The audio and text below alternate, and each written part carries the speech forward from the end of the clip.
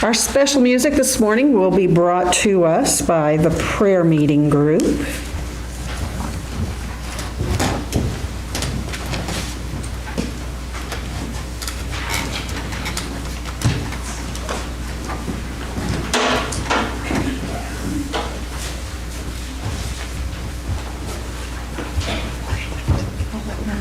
Come on up, Paula. After all, we are old. We're the oldest people in the church. I know. That's okay. What number? 80. This. Oh, okay. Thank you. The two elders there in the front. Is everybody waiting on me? You have this?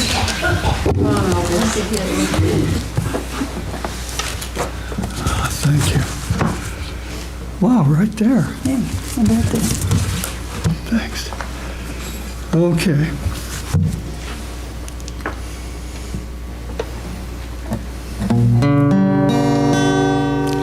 Let me be a little kinder. Let me be a little kinder. All to those around. There's a little more. Let me dream when I am weary. It's a little bit more cheery. Think more of others and a little less of me. Let me be a little braver when temptation makes me waver. Try a little harder to be all that I should be. Let me be a little meeker with my brother that is weaker. Think more of my neighbor and a little less of me.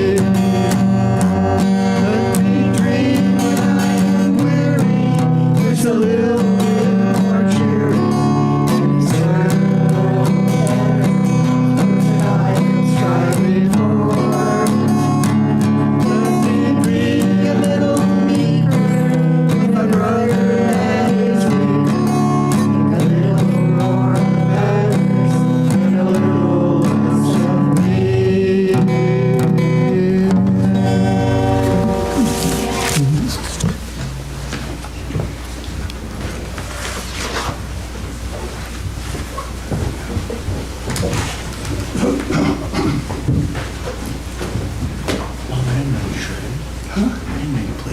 Not very well. Okay. As a lot of you know, I'm about to introduce Jonathan here, but as a lot of you know, I like to go to Subway a lot and bring home Subway sandwiches for Debbie and I. And that's kind of the treat that we have, and we like to do that at lunchtime. And so I've got to know the folks there at Subway pretty good, and I'm about to introduce you to, and this is true, I wouldn't lie, the fastest sandwich maker in Subway. And Jonathan, would you come up? Hi, everybody. Happy Sabbath. And that's why I have Jonathan here, because he makes the sandwiches so fast. And I'm not that messy. No, and he remembers too. He remembers. But anyway, that's not why Jonathan's here. When I was at Subway, I was talking to Jonathan, and I said, how did it come up? We talked about religion or something, and then he does something I've never, ever heard of anybody doing before. I mean, that I've ever met. And Jonathan, tell everybody what it is. For the past year, I've been working on a Torah scroll, which not a lot of people do nowadays, but it is a law in the Old Testament that you have to finish it before you go. So I've been working on mine. This is just Genesis. I'm not very far, and it's not traditional either. If a Jew ever saw this, he'd probably faint. Well, the words are traditional. The words are traditional. Not a letter is changed, but the order that they're presented, and it's kind of hard. Here, I can hold a little bit for you. Yeah. Okay. Okay. but this is just Genesis, and there's a lot of places where it's darker on here. That's because I highlight them because I want to see them and read them. That way there's emphasis Well, on we could them. just kind of, this is just to give you an idea. Yeah, it's longer than this room. Yeah. Yeah. And these are original Hebrew letters that you have. I wouldn't say original. They're Aramaic letters. Okay. The original were actually pictograms, like Egyptian hieroglyphs. Oh, that's interesting. So in order to write what their letter was an L, you'd write a staff. Like it looked like a shepherd's staff with a crook on it. But now they have a lamed, and it's just, it's a weird looking letter. It looks like a snake. Now, I bet everybody wonders, and I don't really understand either. What made you decide to do this? What got you? I don't know. One day I saw something with Hebrew letters on it, and I didn't understand what it was. I didn't know what it was. I didn't know how to read it, nothing. And it took me a long time to figure out what it actually was. I didn't even know it was Hebrew. And delving down a YouTube rabbit hole, I came across some videos explaining, it was some Jewish, like a Chabad, which is a traditional temple. And there was a guy speaking and telling all sorts of stuff about Genesis, and it was stuff I had never heard before. Like how it related the 6 days of creation to the menorah, and the seventh day is the stem in the middle. And there's so many correlations between that and also with the cross of the New Testament. For instance, the Garden of Eden has the 4 rivers that come from a center spot. And in that center spot is the tree of life. And it grows in the midst of the garden. And the rivers make a cross. And so does the camp of Israel. It has God at the center with the tabernacle surrounded by Levites.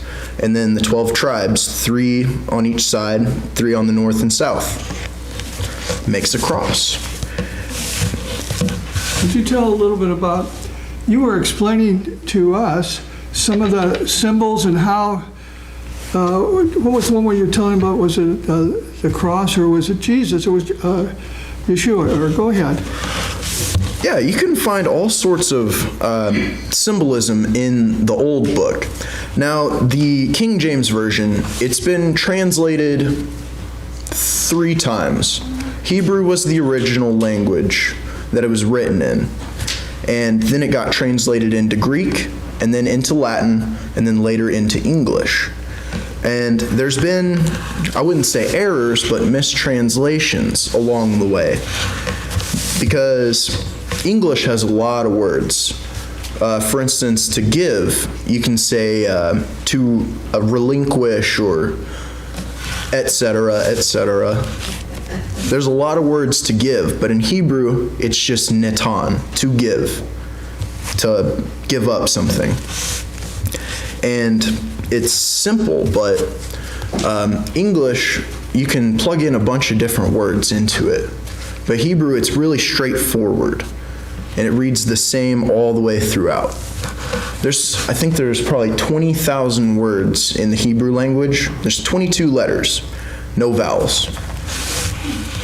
Well, tell about what you were telling us about the cross there, how each symbol has something, and one was a nail. And Okay, so for the ancient word for God, which is Yahweh, it's the Yod, the He, the Vav, and the He, or Yehovah. And the Yod represents, like I said, originally it was a pictogram language. The Yod represented a hand. The H represented a window to look into something. The Vav represented a nail. They also use it to say and, like this and that. It literally attaches things like a nail. So you have the hand, the window, the nail, and the window. Hand and the nail is the Jesus on the cross. that's Old Testament. Wow. Yeah. And you actually can read a lot of this Hebrew. You've got to where you can read a lot of it. There's a lot I can read, but there's just as much I can't. I'm still learning it. Yeah. It's a process as I go along. Jonathan was telling us, he says, you can probably see I've made some errors. We go, no, we can't see you made errors. But now there is something else interesting. You're keeping the Sabbath now. I am keeping the Sabbath. And that just started. Yep. So what made you decide to do that?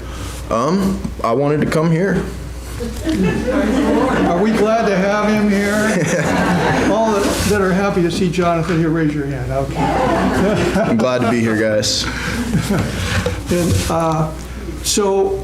but I never said anything to you about the Sabbath, but that was a conclusion you drew yourself from the work you did here. Saturday is the Sabbath. Sunday was a Constantine thing. It was a Christianity thing that a lot of people switched to. But in order to keep the Sabbath, keep your Saturdays. And keep them holy. So what did you tell your employer just recently? Don't work me on Saturdays. I will not work on Saturdays. Amen. God bless you. Now, some of you may have questions for Jonathan. If you do, don't be shy. I love questions. Yeah, because this is so unusual. When he brought this out and showed it to me, and whatever you do, Jonathan will have this he'll have it open, and you can see the artwork and the beauty of each of these letters and words, and he's just done a fantastic job. And you said you put a year in on this, right? This has taken me a year, but this is just Genesis. I've been writing out a bunch in my other notebooks. I don't have my bag out here, but I've got about 6 notebooks full, and I'm on Numbers right now. So I'm on the 4th book out of 5 in the Torah. How many pens did you go through? About 20 so far. When it gets to the bottom, it starts bleeding a lot, so you got to be careful with them. Yeah. So does anyone have any questions about such an unusual? I've never seen anything like this in my life. Have you? Yes, question back here, someone? Yes. Now, you mentioned the window, the nail, the cross, the window. What is the window? What is that? It means to look at it and to look deeper into it. Okay. It's almost like a prophecy, almost. And there's another prophecy. It goes back into Genesis on chapter 3, whenever the snake is in the garden. And it's talking about the punishment. And God gives a prophecy to Eve that a man will come from her. And it says that the snake will bite with its head, and he'll crush it with his heel. But in the Hebrew language, like I was saying, there's a bunch of different words you can use in order to say first and last. But Rosh, it means head, but it also means first. He will bite you first, and you will strike him last. It's a way to say turn the other cheek. Well, the interesting thing is that the deeper that Jonathan got into it, he drew his own conclusion that Saturday is the Sabbath, and that's a day that needs to be kept holy. Nobody had to tell you that. That was just a conclusion you drew yourself. Now, you think the rest of the world ought to get on board? Yeah, they ought to know. Is there any other questions that anybody has? Sue? I agree with Marty. He just said, God did. God told you to keep the Sabbath. Put it in His Word, because, that's our instruction manual. When you study the Word, you're going to find those truths. Mm-hmm. Yeah. Marty? Who here just finds this amazing? This young man, God has seeked him out and brought him here today. Praise God. Yes. Yeah. We're hoping you'll come every week. I'll try to if the weather stays decent. You get snowed in sometimes. Sometimes. I live out in the boonies. My hill is at a 45-degree slant, so. Yes, Debbie? I'm just wondering if you went to another church first. This is the first time I've spoken at a church. I came here last week to kind of get an idea about what this place was. You weren't raised in any church? No. Nothing?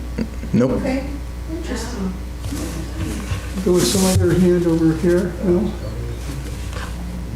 Yeah, so we can feel good that this is the first church that you've actually been in, right? Yep, first church. So, well, are there any other questions? Yes, Marty? Are you staying for dinner today? I'm sorry? Are you staying for dinner today? Hey, I'll stay. Because I'm sure there's other questions you might want to ask Jonathan. It's, when you see the work that he's done, it's just incredible. And I don't even know how we got talking about religion. I think we were talking about the end of days. Oh, okay, so you remember. I don't know how you remembered that, and I didn't. Because you're young, Bob. So, and then you got to talking about what your work you had done into this Torah. I had no idea how significant and how amazing this is. And he's got, like, Jonathan, he'll show you all of the folders and things that he has too. But what a good way to spend your time. Yeah. Are there any other questions before we let Jonathan sit down? Okay, be sure and take a look at this. Yeah. Okay. Oh, anybody else? No? Okay. Well, that should do it. And All right. Thank you. Do you think we could give him an applause for that? Thank you so much. Yeah, we appreciate that. Thank you, Bob. Right.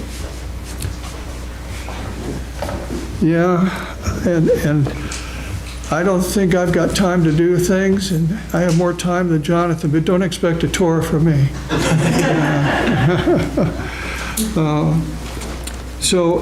I'm just going to use a little bit of time that we have. I'm not going to speak too long.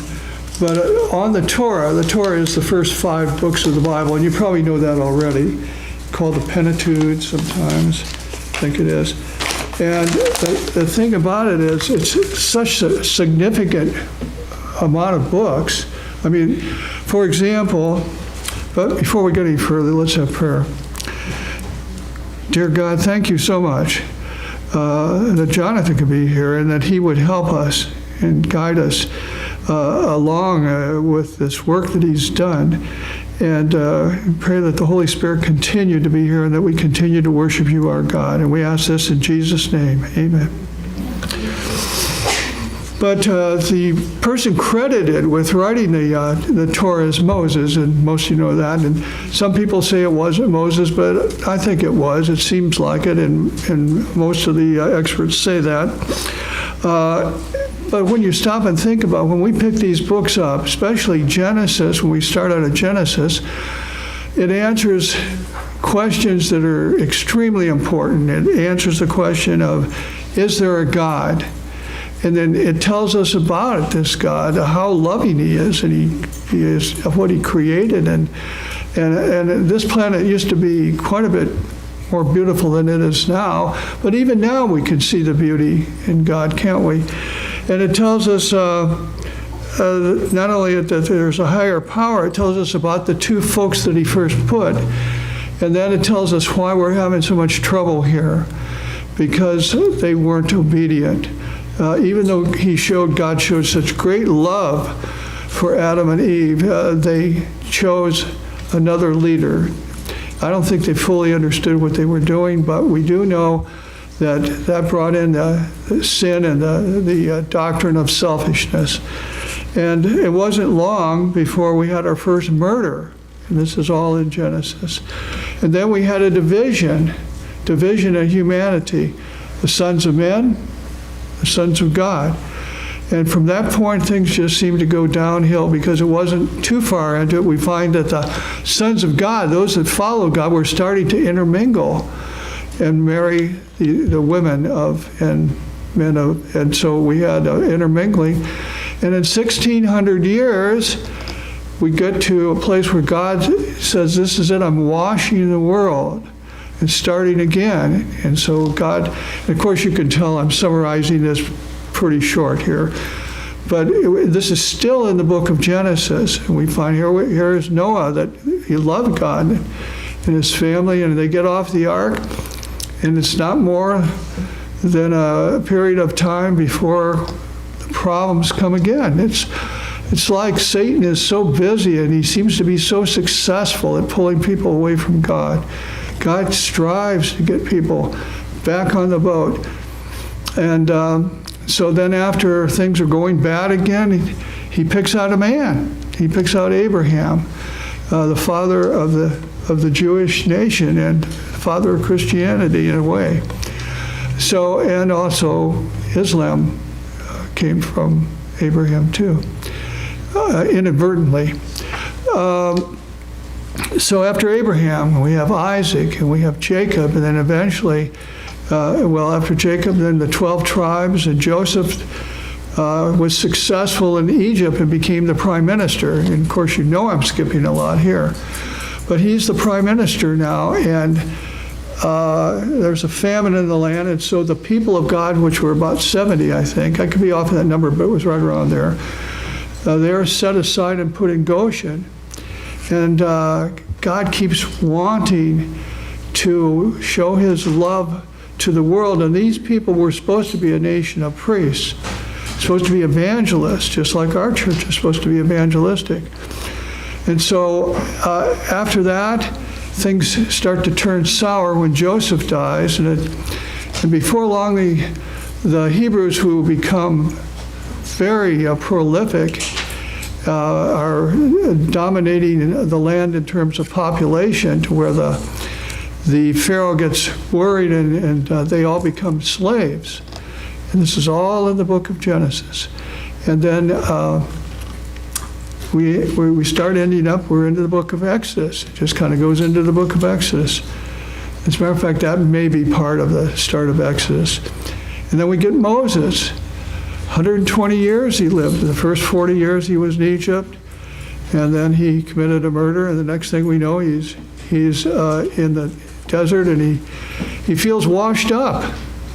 And he's going to be the shepherd the rest of his life. That's what he thinks anyway. And at the age of 80, he was 2 years older than I am. Of course, I think people lived a little, at least Moses certainly did live longer. He starts his most important segment of his life. The next 40 years is pretty important. God says, I want you to take these folks out. We got to get them out of slavery here. And he says, I'll take care of this, but you just go there and you're going to help me out. And Moses says, no, I don't think so. But you know how that turned out. So Moses does, after 10 miracles, he takes the folks out of, and this is all in the book of Exodus. They're exiting, just like the sign back there, Exodus. And so we're into the book of Exodus now. And Exodus took place from 1446 BC to 1406. So 1446 BC, before Jesus arrived on the scene, we find we're into the book of Exodus.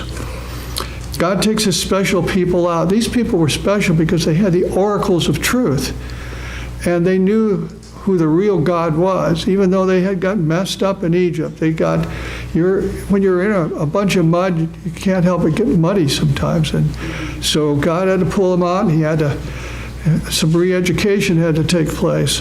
They go through the Red Sea, and God's showing his love and compassion all the time, has the cloud above them so that they don't get too hot in the desert. And he's being loving and kind to these people. But he's going to test them too. Will they trust him? And we know how that worked out. It didn't work out very well. Every time something started to go sour, maybe it's just like us. Every time something went sour, then the folks started to complain. God called them a stiff-necked people. Stiff-necked people. And the 10 Commandments were given in Exodus, and the tabernacle service was set up in Exodus. And this is all in these important 5 books. Within 2 books, we're really into some pretty deep stuff here. Anyway, these almost 2 million people God took care of in the desert, made sure they had food, water. They didn't get burnt by the sun because there wasn't a lot of trees there. He had that cloud covering them. So now we go into the book of Leviticus. And here we have God saying, and this is the way I look at it, God is so loving, and he says, you have to be loving too. I want you to be loving people. I'm loving, I want you to be loving. And so he gives laws, and he wants them to be a holy people. He says, I'm holy, I want you to be holy. And the word holy is used 60 times in the book of Leviticus. And that's when we find out about also unclean and clean animals are defined. But that wasn't the first time that unclean animals were mentioned, or clean animals. Remember Noah? They came out of the ark, and the clean animals were sacrificed, and the unclean, they came out of. So unclean and clean was defined at the time of Noah, but here it really tells us exactly who these animals are. And even today, we don't eat unclean animals. They're scavengers. What they take in, we don't want in our system. And so that's why Seventh-day Adventists are picky, because God said we should be picky. Okay, they were camping between the past and the future. They were camping between Egypt and Canaan. And so in Leviticus 11:45, if you get a second, you might want to turn to that. Leviticus 11:45. God has something to say to these people. All right. God says, for I am the Lord that brings you out of the land of Egypt to be your God. You therefore shall be holy, for I am holy. So then we go on to the 3rd book of the Torah. Maybe. There we go. Numbers. A census was taken. We start finding somebody begot somebody begot somebody. And that's at the place where I probably run through it really quick.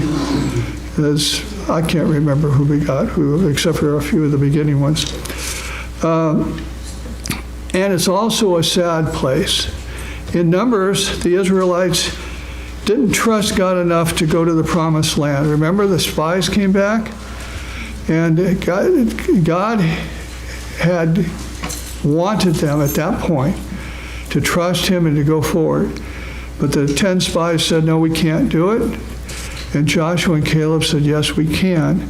But they didn't trust God enough. And they were actually we've talked about this before, they were getting on the verge of murdering Moses and Joshua and Caleb, and that's when God had earthquakes and people started dying and there was a plague and everything. But these people just couldn't learn. It reminds me of myself sometimes. Just couldn't pick it up. They couldn't see, they couldn't look back. Joshua and Caleb could say, wait a second, I remember 10 miracles taking place in Egypt. I remember the Red Sea being parted. We can take these people because they kept the past in their head and they could remember how God had led them in the past. And the other 10 were looking like, this is too much. These folks are too big. The cities are fortified. And so the stiff-necked people had to stay in the wilderness another 40 years. There were probably about, best I can figure, about 82 funerals a day. Those folks just stayed there.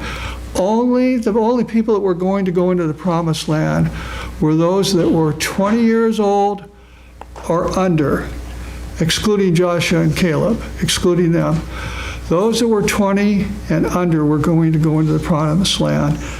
Anybody over that age was going to die in the desert. So if you ever wanted to know how long you were going to live, you're going to be, I know I'm not going to make it out of the desert, that's for sure. So those folks all passed away, but the new crop came up.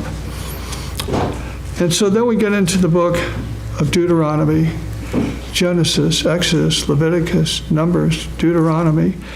And Deuteronomy, Moses has a farewell address. He knows that his time is limited. He knows that it's going to be time for the Israelites to go into Canaan. It's also kind of interesting that and you knew this already, but I'm just going to reiterate it. The spies were in Canaan for 40 days, and this is where we see another day for a year thing prophetically. And so God says, because you didn't trust me, you're going to stay and die in the desert a day for a year, 40 years. 40 years were up, and Moses gives his farewell address, and he also tells them, I don't think things are going to go that good for you because you're not going to follow God. Now, this group of people actually did. They did very well when they got into Canaan. I'm diverging a little now. But when Joshua and Caleb brought this group in, they actually hung in with God pretty good. But as the next generation started, that's where the trouble began.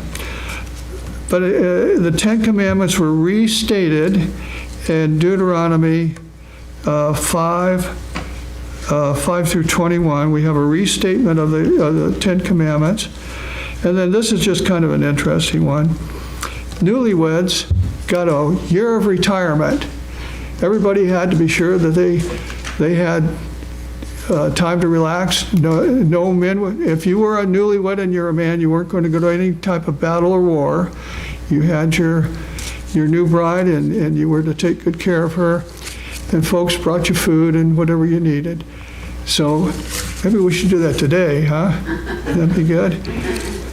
Or when people have their 33rd anniversary. Oh, ours is coming up, that's right. What a great idea. Okay, turn to Deuteronomy 6:5.